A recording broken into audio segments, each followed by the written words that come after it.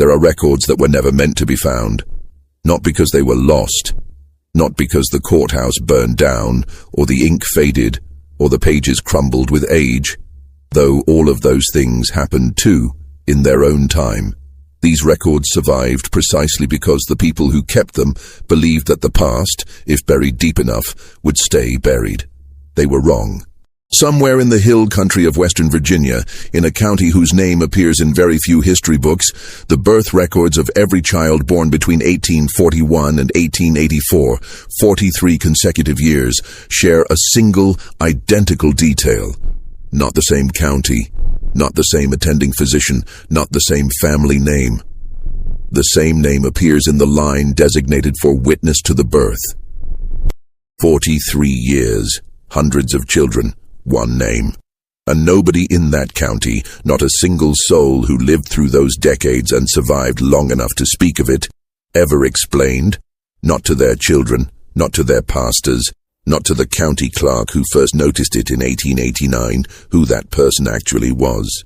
Before we continue with the story of Harlan County's most unsettling secret, if you're watching this for the first time, subscribe and drop a comment below telling us what state or city you're tuning in from.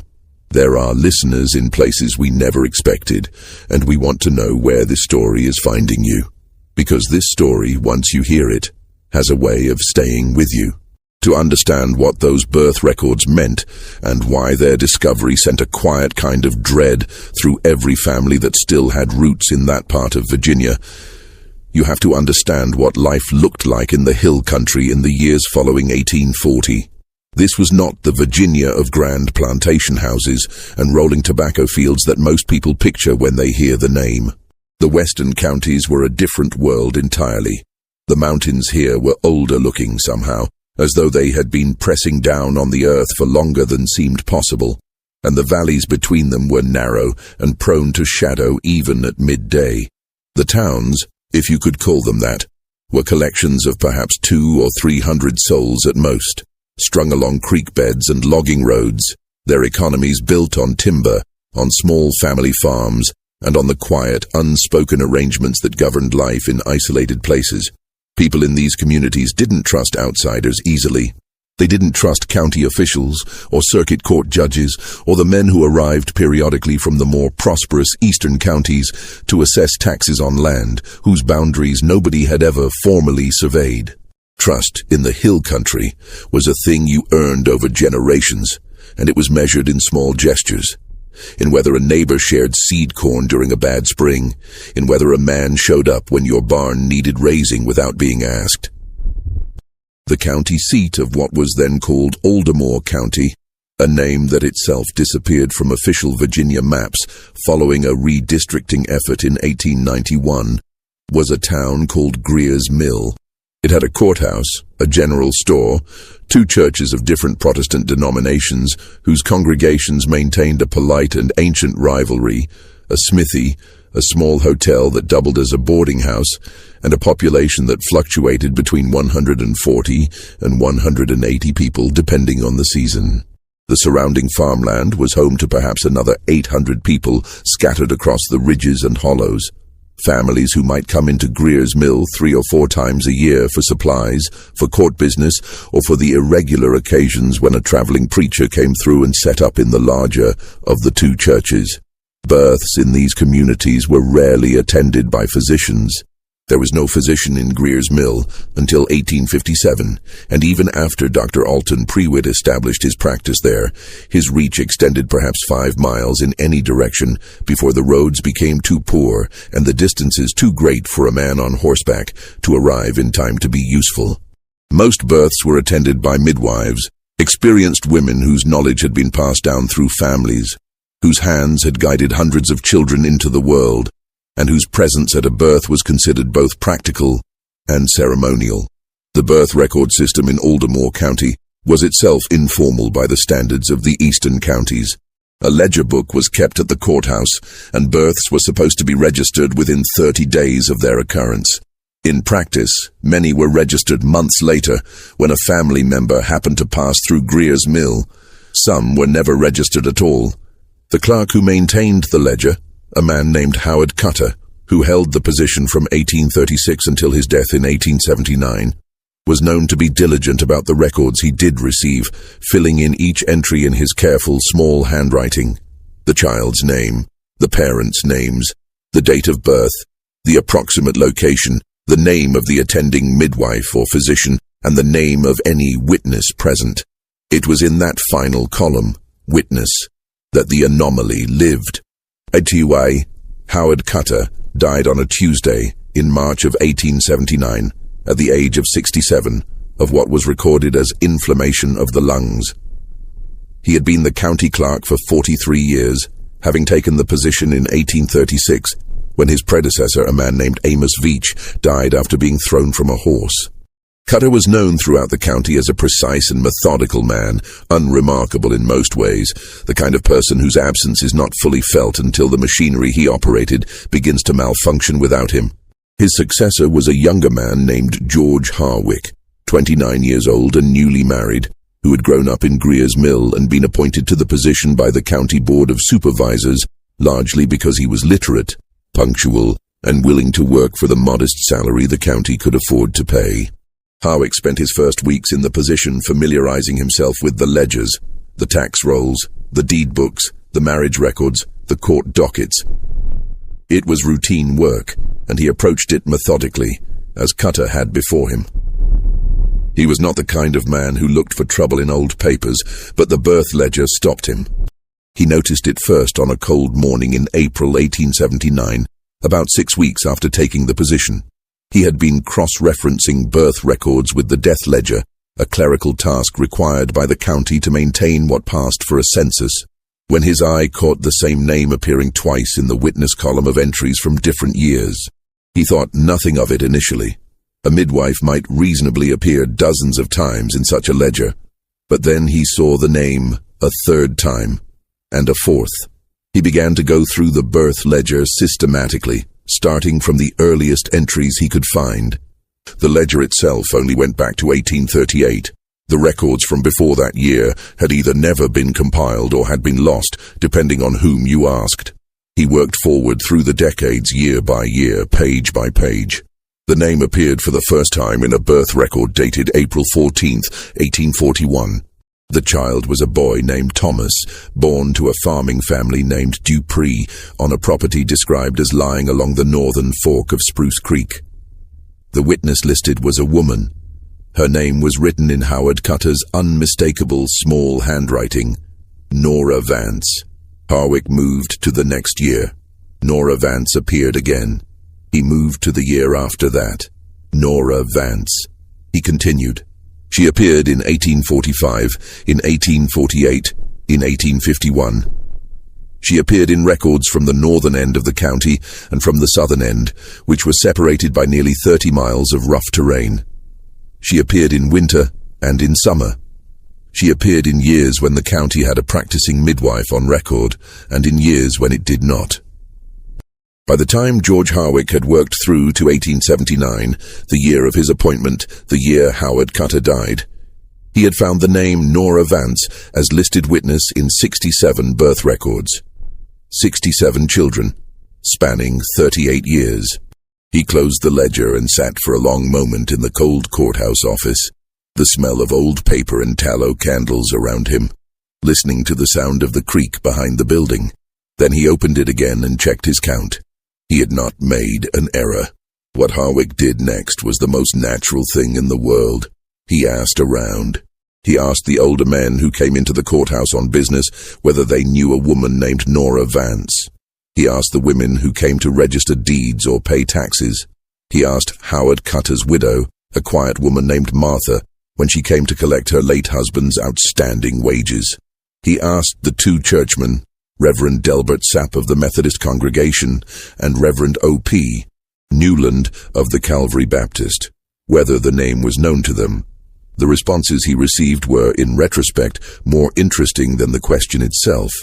Most people said they didn't know the name, said it plainly, without hesitation, the way you deny knowing someone you genuinely don't know.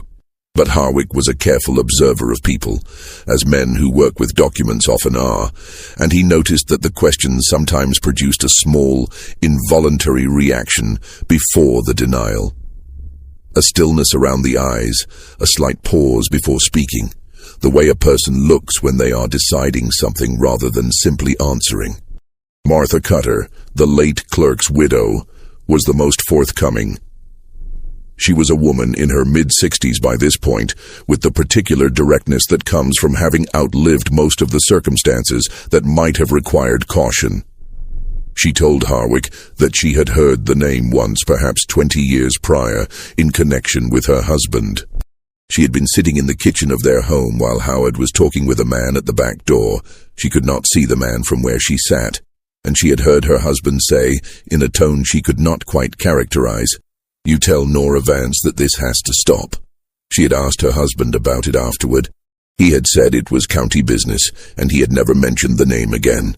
Harwick wrote this down in his personal journal, a document that would not surface for another decade, and continued his inquiries. The answers he received from the older farming families were collectively more suggestive than any single response. Several people acknowledged, with varying degrees of reluctance, that the name Vance was associated with a family that had lived in the most remote part of the county, far up one of the eastern hollows, away from the main roads. They spoke of this family the way people speak of something they have long ago decided not to think about. Not with fear exactly, but with a kind of practiced avoidance that had become so habitual, it no longer felt like avoidance at all. One man, an elderly farmer named Rufus Dent, who was at that time in his late 70s and who seemed to have reached the age at which consequences no longer held much weight, told Harwick something more specific. He said that when he was a boy, perhaps 12 or 13 years old, which would have placed the memory sometime around 1813 or 1814, nearly 70 years before the conversation, there had been a woman who came down from the eastern hollows to attend births throughout the county. He did not know her family name as a child.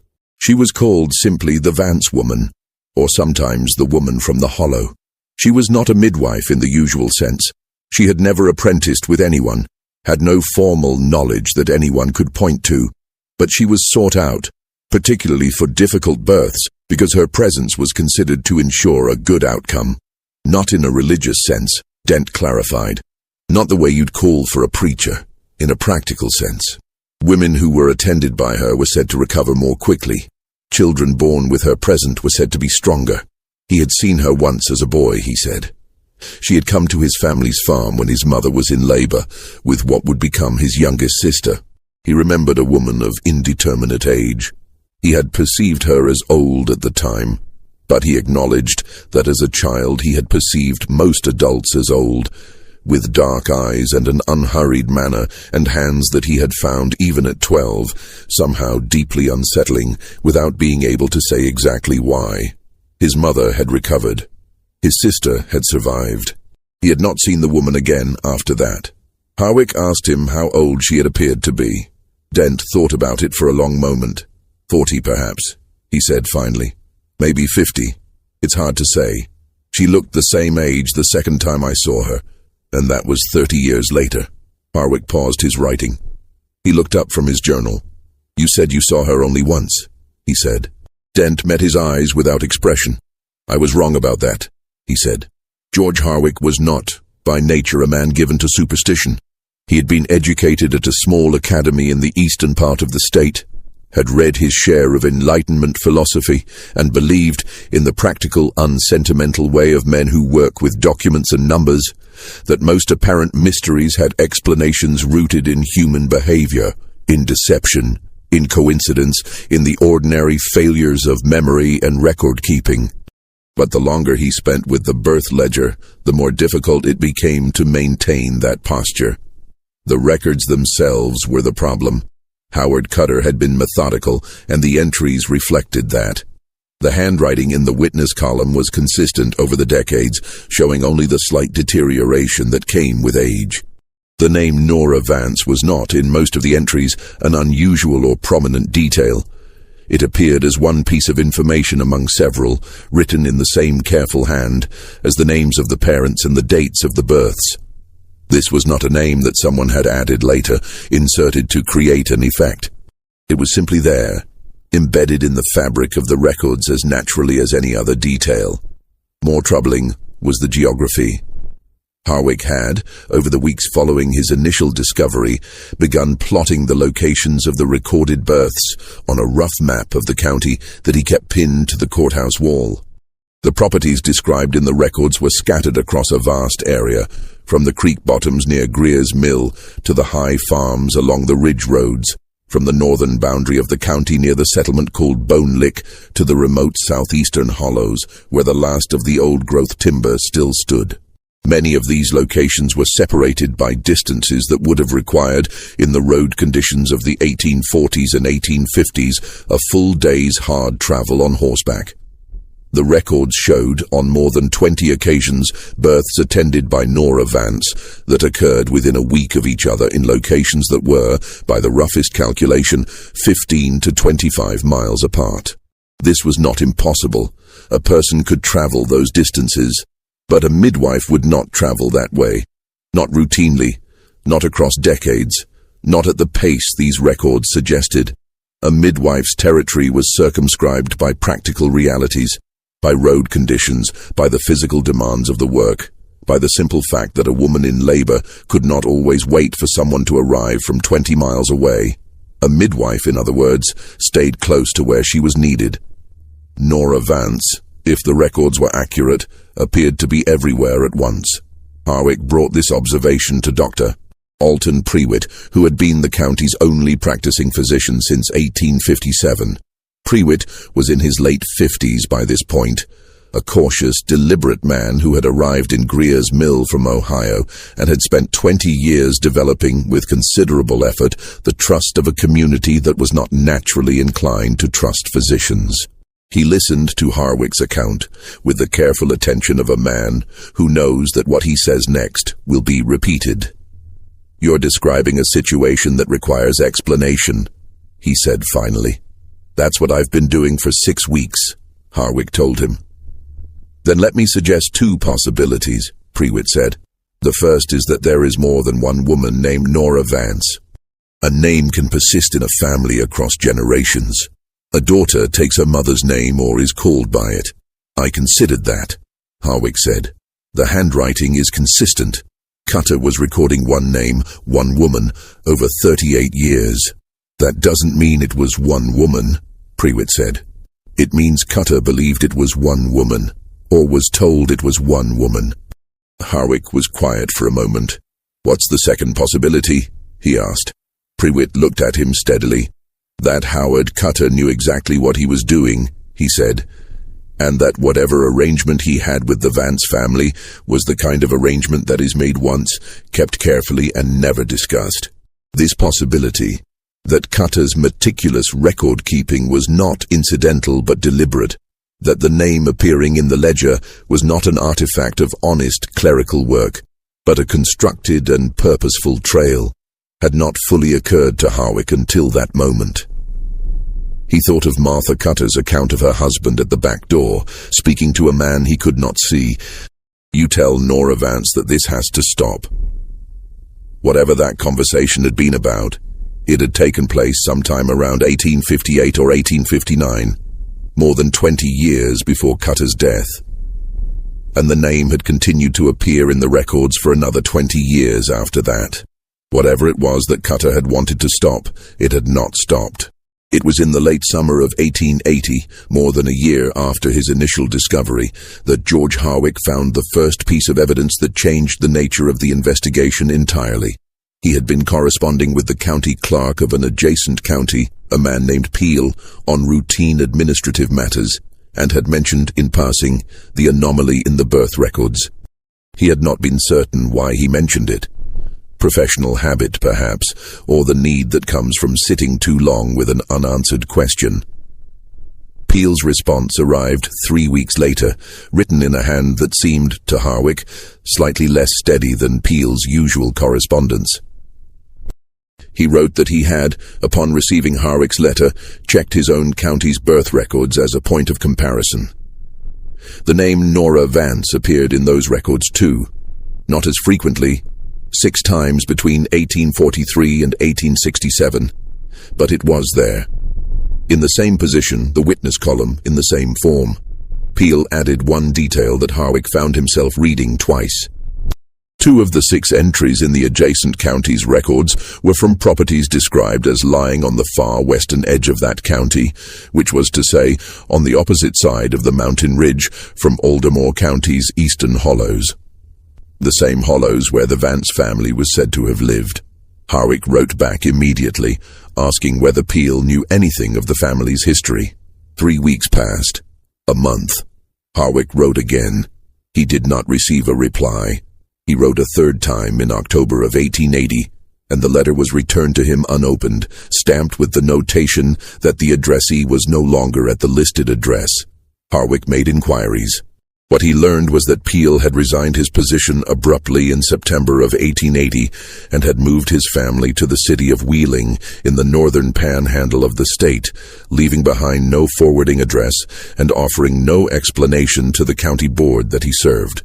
Those who had known Peel described him as having become, in the weeks before his departure, anxious and preoccupied, prone to interrupting conversations to look toward doorways or windows.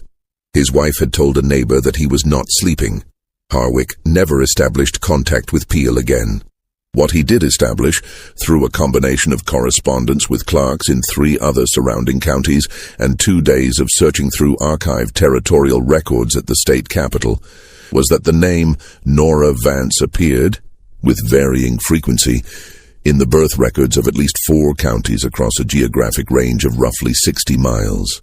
The earliest appearance he could find was in a record from 1829, 51 years before the day he sat at his desk in the Greers Mill courthouse staring at that figure. In the spring of 1881, George Harwick did something that, in retrospect, he would describe in his journal as the most consequential decision of his adult life. He went to the Eastern Hollow. He went alone on a Saturday, telling no one where he was going. He had asked enough questions by that point to have established approximately where the Vance family property lay, far up along a tributary of the Spruce Creek, past the point where the maintained road ended and the track became a path of packed earth and exposed root. He had been told by one of the older farmers who had eventually become willing to speak about the subject that there was a house up there. Had been a house, at least, as of 20 or 30 years prior.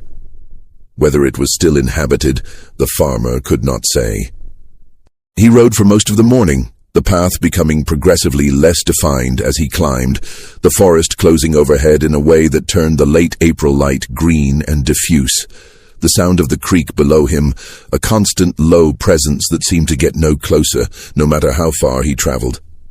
The air at that altitude had a smell that he would later try several times to describe accurately in his journal, and never fully succeed. Something like old wood and cold water, and something else, something slightly sharp, like the air before a storm, except that the sky, in the fragments he could see through the canopy, was perfectly clear. He found the house in the early afternoon. It was smaller than he had expected, a 2-room cabin of hewn timber, old enough that the wood had gone almost black with age, set back from the path in a flat clearing that someone had, at some point, deliberately leveled out of the hillside. There was a kitchen garden in the rear, recently turned, a woodpile neatly stacked beside the south wall, smoke from the chimney, thin and pale in the bright spring air. Someone was home. He dismounted and stood for a moment at the edge of the clearing, aware of how quiet it was. Not the silence of absence, but the silence of attention, the particular quality of stillness that you feel when you know you are being watched. He had experienced that feeling before in legal situations when the counterparty knew more than they were showing. He recognized it here. He called out. He announced himself as the county clerk of Aldermore County, said that he was there on official business, and asked whether anyone was present. After a moment, the door of the cabin opened. The woman who appeared in the doorway was not what he had expected, though he could not have said precisely what he had expected. She was not old, Or rather, she did not appear old. She was perhaps 40 years of age, perhaps a few years more, with dark hair pulled back and eyes that were neither hostile nor welcoming. She stood in the doorway with the quality of someone who has decided, before answering the door, exactly how much of themselves they intend to reveal. "Mr. Harwick," she said. He had not told her his name. He would remember this for the rest of his life, that she had said his name before he said hers. "You know who I am," he said. "Word travels," she said simply. "You've been asking questions about me for a year." He was silent for a moment, recalibrating. "Then you know what I want to ask," he said. She regarded him with that same careful, measured quality. "Come in," she said. "I'll put water on."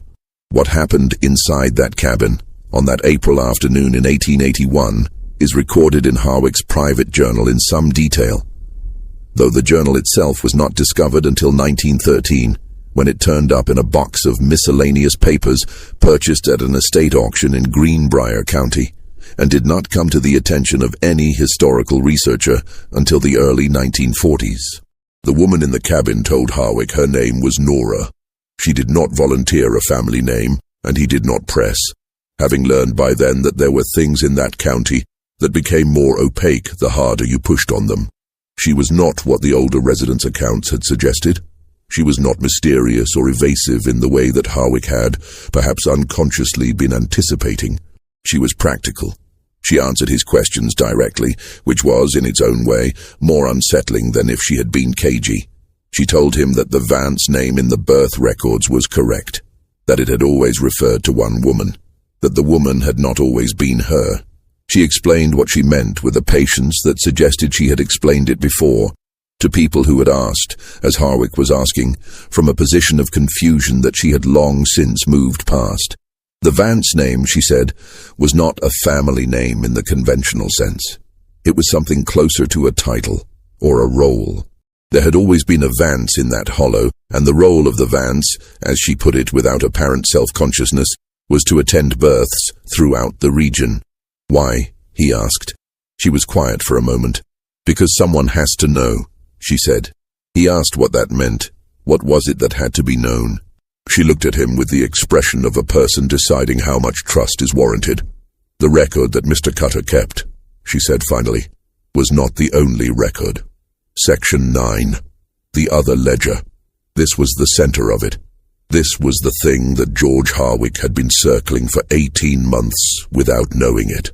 The Vance women had kept their own records. Had kept them, by the account that the woman in the hollow gave to Harwick that afternoon, for as far back as anyone in the family could trace, which was to say, further back than the county's official records went, further back than the courthouse ledgers, further back than the earliest territorial surveys.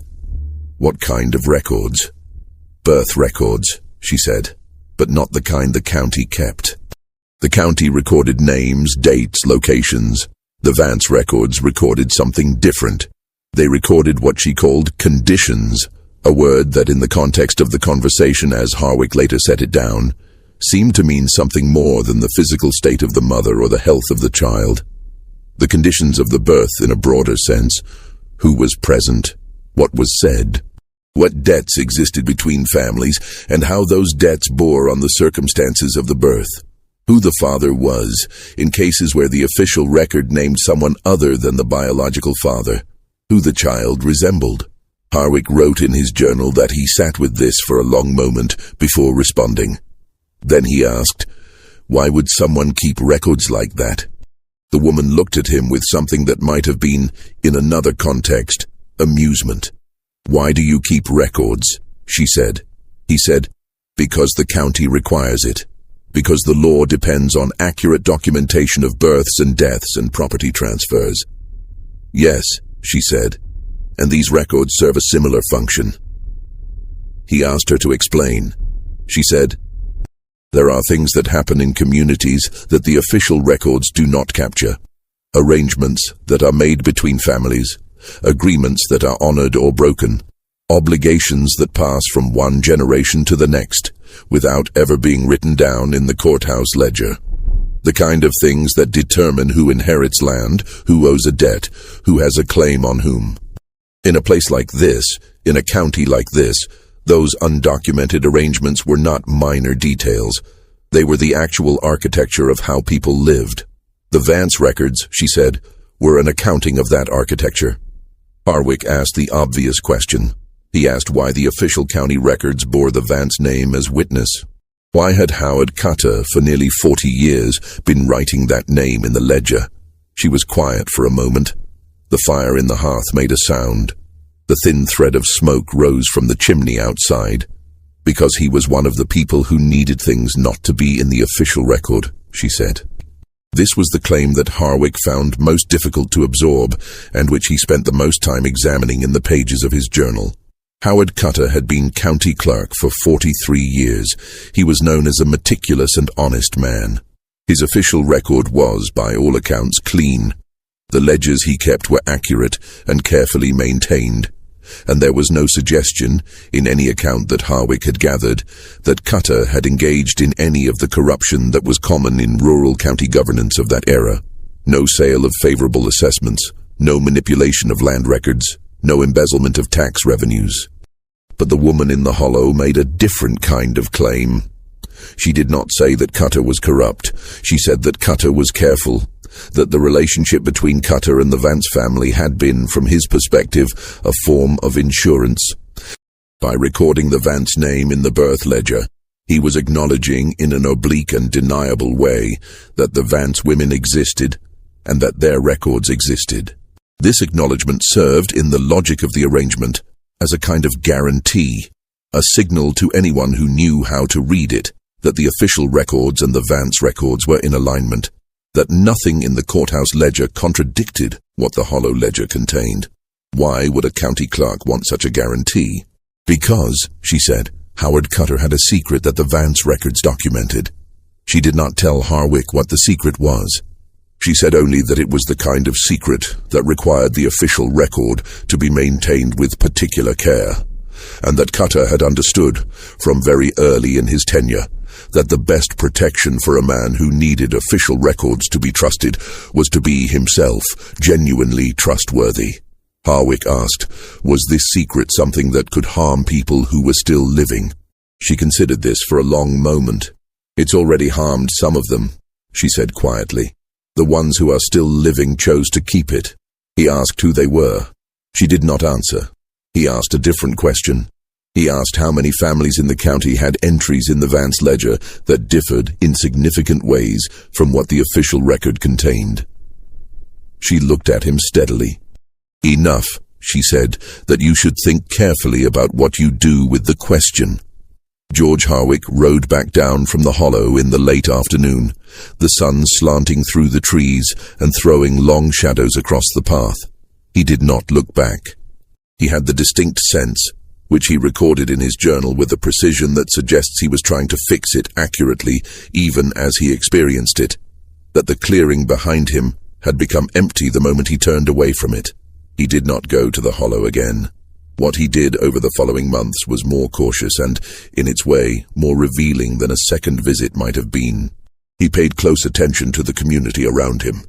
He watched, specifically, for evidence of what he had been told, for signs in the behavior of the older families, of the kind of undocumented architecture that the woman in the hollow had described.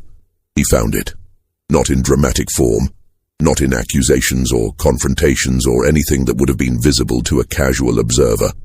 He found it in the small, unremarkable transactions that constitute the daily life of a rural community, in the way certain families treated certain other families, in which land disputes were pursued aggressively and which were allowed to quietly resolve, in whose credit at the general store was honored without question and whose was scrutinized. He found it in silences, in the specific, almost tangible quality of quiet that came over a room when certain subjects were approached, the way conversation would redirect itself around particular names or particular years, with the practiced ease of water moving around an obstacle it has learned to avoid. He had been living in this community for 2 years. He had thought he was learning it. He understood now that he had been reading the official version of it, the surface record, while the actual ledger existed somewhere else entirely. In September of 1881, he received an unexpected visitor at the courthouse. The man gave his name as Dyer. He offered no first name, and Harwick did not ask. He was perhaps 60 years old, a farmer by his appearance, a man of the county by his manner.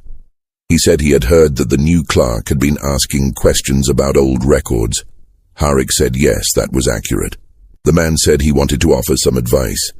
He said, "There are records in this county that have been kept a certain way for a long time. The people who kept them that way had reasons. Some of those reasons are still operating." Harwick asked what he meant. The man looked at him with an expression that was not hostile. It was, Harwick wrote later, almost kind. The expression of a person who is delivering a warning because they have decided that the warning is genuinely warranted. "There are people in this county," the man said, "who have built their lives on the assumption that certain things are settled. Land, names, family lines. If the records you're looking at suggest that those things aren't settled the way people believe they are, it would be better for a lot of people if that stayed as a private question." Harwick said, "Are you suggesting I stop my inquiry?" "I'm suggesting," the man said carefully, "that you think about what the inquiry is for. If it's for the county, to improve the records, there's nothing in those records that affects the county now. The people those records belong to are mostly dead or gone." He paused. "And if it's for something else," he said, "then I'd suggest you think about who else might be asking the same question." He left without being asked to stay. Harwick sat in the empty courthouse for a long time after, listening to the sound of the creek. 2 weeks later, someone broke into the courthouse during a night when Harwick was not present. Nothing was taken. The only disturbance was in the storage room where the older ledgers were kept. The books had been moved, not damaged, rearranged as if someone had been looking for something. The birth ledger was in its place. Harwick checked it carefully. Nothing had been removed. But 3 pages near the back of the ledger, covering records from the late 1870s, had been partially erased. The witness column scraped with a knife and rewritten in a hand that was close to Howard Cutter's, but not identical. The name that had been written in those 3 entries was not Nora Vance. It was simply unknown. Harwick spent the winter of 1881 and into the spring of 1882 in a state that he described in his journal as one of suspended decision. He had information, fragmentary, second-hand, partially verified, that suggested the official record of the county's history was a carefully maintained fiction built over a structure of private knowledge. He could not prove this. He could not name names. He could not produce the document, the Vance ledger, that would have made the matter concrete. He could also not unhear what the woman in the hollow had told him. In April of 1882 he received a letter. It bore no return address and had been left, not mailed, in the courthouse mail slot, which meant that whoever wrote it had come to Greer's Mill and delivered it by hand. The letter was brief. It read, in its entirety, "There are 47 entries in the county birth record bearing the Vance name that do not match the Vance ledger.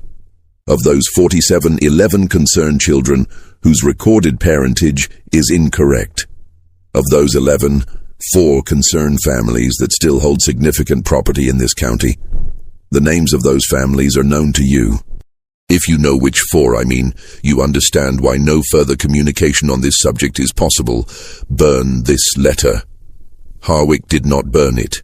He kept it, folded inside the back cover of his journal, where it remained for 30 years, until the journal itself was sold at auction. He did not act on it. He did not act on it, he wrote, because he understood the situation with a clarity that had taken him nearly 3 years to achieve. The Vance records were not a weapon and had never been intended as one. They were, as the woman had said, an accounting, a parallel record of the true structure of the community, maintained not for the purpose of exposure, but for the purpose of stability. The person who had written that letter was not trying to provoke him into action. They were telling him exactly enough to ensure that he understood what he was dealing with. The 4 families whose parentage records were incorrect were almost certainly the 4 families whose land holdings and community standing depended, in ways that a careful examination of deed records and inheritance lines would reveal, on the official birth record remaining unquestioned. To expose the discrepancy would not merely embarrass those families. It would unravel a set of property rights and social arrangements that had been operating unchallenged for decades. The legal consequences alone would have been catastrophic. The human consequences, in a county where property disputes had, within living memory, ended in violence, did not bear thinking about. Harwick made his decision. He decided to do nothing. He continued in his position as county clerk for another 11 years until 1893, when Aldermore County was redistricted out of existence and its records were absorbed into the newly constituted county that replaced it. He was known throughout his tenure as a reliable and conscientious official. The birth ledger was transferred, along with all other county records, to the new county courthouse. The erased pages remained as they were. He never went back to the Eastern Hollow. He never tried to contact the woman again. He never tried to find the Vance ledger. In the final entry of his journal, written in 1913 and dated simply March, he wrote, "I do not know if she is still there. I do not know if there is still a Vance in that hollow keeping the other record. I do not know, and I have made my peace with not knowing. A man in my position handles documents. What those documents represent and what they conceal, what they protect, what they would destroy if they were read differently, is not always a thing a county clerk is meant to understand. Howard Cutter understood this. I understood it later than he did. Perhaps that is the difference between a man who spends 40 years in a place and one who spends only 14. But there is one thing I know, that I have always known. From the moment she said my name in that doorway before I had spoken a word, she was not surprised to see me. She had been waiting. And I have spent 30 years wondering what she was waiting for, and whether whatever it was ever arrived. The Harwick Journal surfaced publicly in 1943, when a historian named Cecil Abbott at a small college in the Shenandoah Valley published an account of it in a regional academic journal. Abbott had come across the journal as part of a larger project researching pre-Civil War administrative records in the Virginia mountain counties, and the Vance anomaly, which he called it in his article, occupied about 4 pages of a 22-page paper on clerical record-keeping practices. His article attracted almost no attention at the time. The country was at war. Academic papers on 19th-century county administration were not widely read in any period. But Abbott had done something that Harwick had not. He had tried in a limited way to locate the Vance ledger. He had not found it.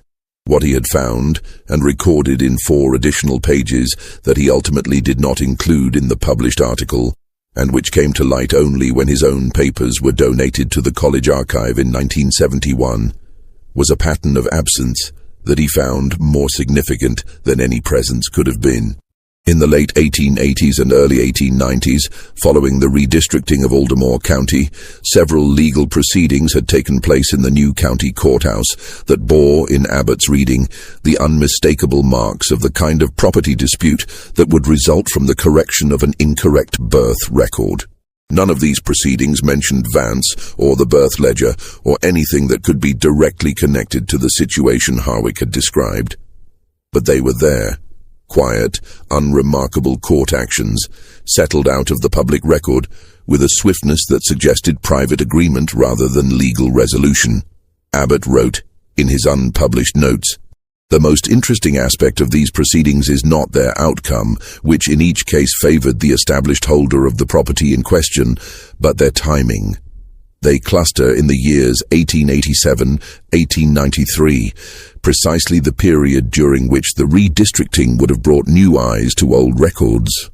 Someone with knowledge of the birth ledger anomaly was, in these years, systematically protecting the families in question from legal challenge. That person had to have access to both the official records and the Vance records. That person, or the family of that person, is still in this county." He did not name who he believed that person to be. His notes did not go further. When asked, in a letter from a colleague in 1952, whether he had pursued the matter after the war, Abbott wrote back a single paragraph. "I had occasion to visit the county in 1948 while researching a separate project. I made inquiries about a Vance family in the Eastern Hill Country. I was told, by 3 separate individuals, and with a uniformity that suggested coordination, that no Vance family had ever lived in that area, and that the name did not appear in any local record. I thought about what Harwick had written, that the woman knew his name before he spoke it, and that she had been waiting. I did not go up the hollow. I think that was the correct decision. What remained in the end was what always remains in cases like this. Not evidence, but shape. The shape of a secret, pressed into the available record, like the impression of a leaf in old stone. The birth ledger from Aldermore County, the original document bearing Howard Cutter's handwriting and the 67 entries marked with the name Nora Vance, was transferred to the state archives during a records consolidation project in the 1920s. It can be examined today, or could be examined, when the archive was last known to be accessible in the mid-20th century, before the relevant section was moved to off-site storage, pending a renovation that, if the available information is accurate, was never completed. The Vance ledger, the other record, the private accounting of the actual architecture of the county's family life, has never been found. No historian, no legal researcher, no journalist who has followed the trail of the Harwick Journal has located a document matching its description. This is, depending on your disposition, either evidence that it never existed or evidence that it was very well hidden. The 4 families referenced in the anonymous letter to Harwick, the families whose property holdings depended on an incorrect birth record, were never definitively identified. Abbott believed he knew 2 of them. His unpublished notes named 2 surnames that he had identified through cross-referencing the property disputes of 1887 to 1893 with the birth records of the 1840s and 1850s. He did not publish these names. He did not explain, in any document he left behind, why he chose not to publish them.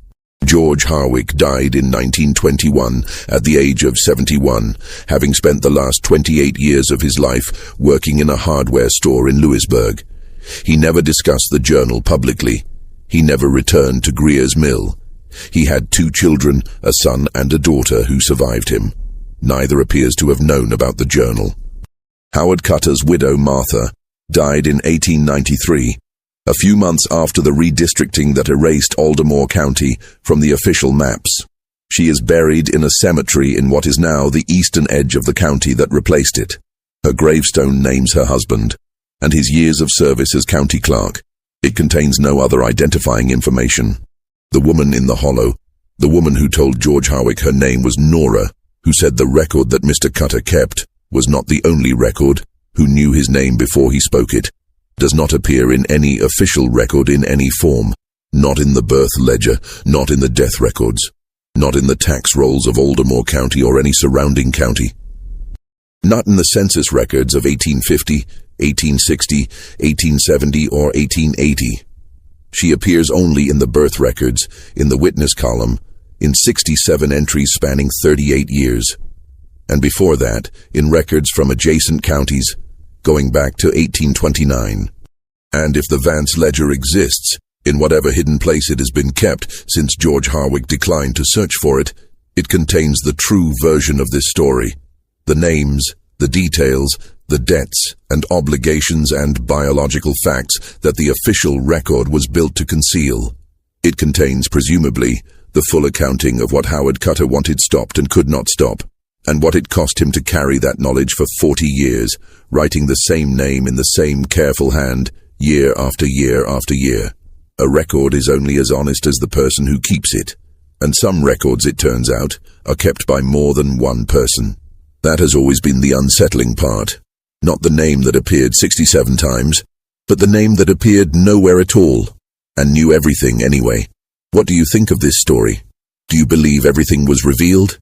Leave your comment below. If you enjoyed this and want more stories like this, subscribe, hit the notification bell, and share with someone who loves dark mysteries. See you in the next video.